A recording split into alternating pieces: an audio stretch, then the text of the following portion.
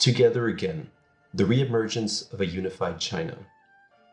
The collapse of the Han Dynasty around 220 CE ushered in more than 3 centuries of political fragmentation in China and signaled the rise of powerful and locally entrenched aristocratic families.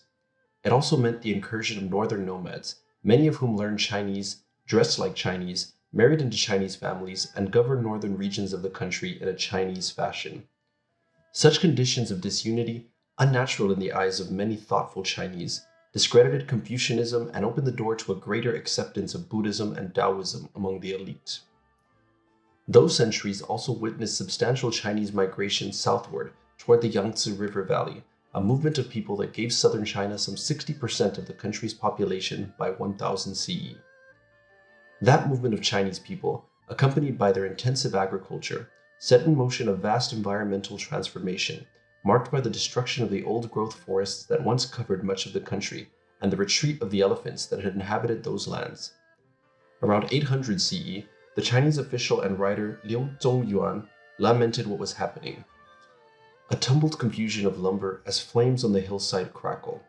Not even the last remaining shrubs are safeguarded from destruction. Where once mountain torrents leapt, nothing but rutted gullies. A golden age of Chinese achievement. Unlike the fall of the Western Roman Empire, where political fragmentation proved to be a permanent condition, China regained its unity under the Sui dynasty from 589 to 618. Its emperors solidified that unity by a vast extension of the country's canal system, stretching some 1,200 miles in length and described by one scholar as an engineering feat without parallel in the world of its time. Those canals linked northern and southern China economically and contributed much to the prosperity that followed. But the ruthlessness of Sui emperors and a futile military campaign to conquer Korea exhausted the state's resources, alienated many people, and prompted the overthrow of the dynasty. The dynastic collapse, however, witnessed no prolonged disintegration of the Chinese state. The two dynasties that followed, the Tang and the Song, built on the Sui foundations of renewed unity. Together, they established patterns of Chinese life that endured into the 20th century, despite a 50-year period of disunity between the two dynasties.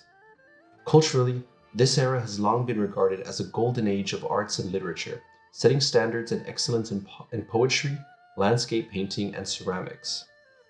Particularly during the Song dynasty, an explosion of scholarship gave rise to Neo-Confucianism, an effort to revive Confucian thinking while incorporating into it some of the insights of Buddhism and Taoism. Politically, the Tang and Song dynasties built a state structure that endured for 1,000 years. 6 major ministries, personnel, finance, rights, army, justice, and public works, were accompanied by the censorate, an agency that exercised surveillance over the rest of the government, checking on the character and competence of public officials. To staff this bureaucracy, the examination system was revived and made more elaborate, facilitated by the ability to print books for the first time in world history. Efforts to prevent cheating on the exams included searching candidates entering the examination hall and placing numbers rather than names on their papers. Schools and colleges proliferated to prepare candidates for the rigorous exams, which became a central figure of upper-class life. A leading world historian has described Tang Dynasty China as the best-ordered state in the world. Selecting officials on the basis of merit represented a challenge to established aristocratic families' hold on public office. Still, a substantial percentage of official positions went to the sons of the privileged, even if they had not passed the exams. Moreover, because education and the examination system grew far more rapidly than the number of official positions, many who passed lower-level exams could not be accommodated with a bureaucratic appointment. Often, however, they were able to combine landowning and success in the examination system to maintain an immense cultural prestige and prominence in their local areas. Despite the state's periodic efforts to redistribute land in favor of the peasantry, the great families of large landowners continued to encroach on peasant plots, a recurring pattern in rural China from ancient times to the present. Underlying these cultural and political achievements was an economic revolution that made Song Dynasty China by far the richest, most skilled, and most populous country on earth. The most obvious sign of China's prosperity was its rapid growth in population, which jumped from about 50 million or 60 million during the Tang Dynasty to 120 million by 1200. Behind this doubling of the population were remarkable achievements in agricultural production, particularly the adoption of a fast ripening and drought-resistant strain of rice from Vietnam. Many people found their way to the cities, making China the most urbanized country in the world. Dozens of Chinese cities numbered over 100,000, while the Song Dynasty capital of Hangzhou was home to more than 1 million people. A Chinese observer in 1235 provided a vivid description of that city. Specialized markets abounded for meat, herbs, vegetables, books, rice, and much more, with troops of actors performing for the crowds. Restaurants advertised their unique offerings: sweet bean soup, pickled dates, juicy lungs, meat pies, pig's feet, and some offered vegetarian fare for religious banquets. Inns of various kinds appealed to different groups. Those that served only wine, a practice known as hitting the cup, were regarded as unfit for polite company. Luxuriant inns, marked by red lanterns, featured prostitutes in wine chambers equipped with beds. Specialized agencies managed to elaborate dinner parties for the wealthy, complete with a perfume and medicine office to help sober up the guests. Schools for musicians offered 13 different courses. Numerous clubs provided companionship for poets, fishermen, Buddhists, physical fitness enthusiasts, antiques collectors, horse lovers, and many other groups. No wonder the Italian visitor Marco Polo described Hangzhou later in the 13th century as beyond dispute the finest and noblest city in the world. Supplying these cities with food was made possible by an immense network of internal waterways, canals, rivers, and lakes, stretching perhaps 30,000 miles. They provided a cheap transportation system that bound the country together economically and created the world's most populous trading area. Industrial production likewise soared. In both large-scale enterprises, employing hundreds of workers, and in smaller backyard furnaces, China's iron industry increased its output dramatically. By the 11th century, it was providing the government with 32,000 suits of armor and 16 million iron arrowheads annually, in addition to supplying metal for coins, tools, construction, and bells in the Buddhist monasteries. The industrial growth was fueled almost entirely by coal, which also came to provide most of the energy for heating homes and cooking. This no doubt generated considerable air pollution. Technological innovation in other fields also flourished.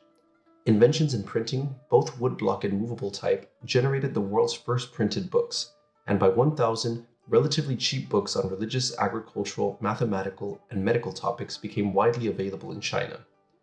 Its navigational and shipbuilding technologies led the world. The Chinese invention of gunpowder created within a few centuries a revolution in military affairs that had global dimensions. But China's remarkable industrial revolution stalled as the country was repeatedly invaded and devastated by nomadic peoples from the north, culminating in the Mongol conquests of the 13th century. Most remarkably, perhaps all of this occurred within the world's most highly commercialized society, in which producing for the market, rather than for local consumption, became a very widespread phenomenon. Cheap transportation allowed peasants to grow specialized crops for sale, while they purchased rice or other staples on the market. In addition, government demands for taxes paid in cash rather than in kind required peasants to sell something, their products or their labor, in order to meet their obligations.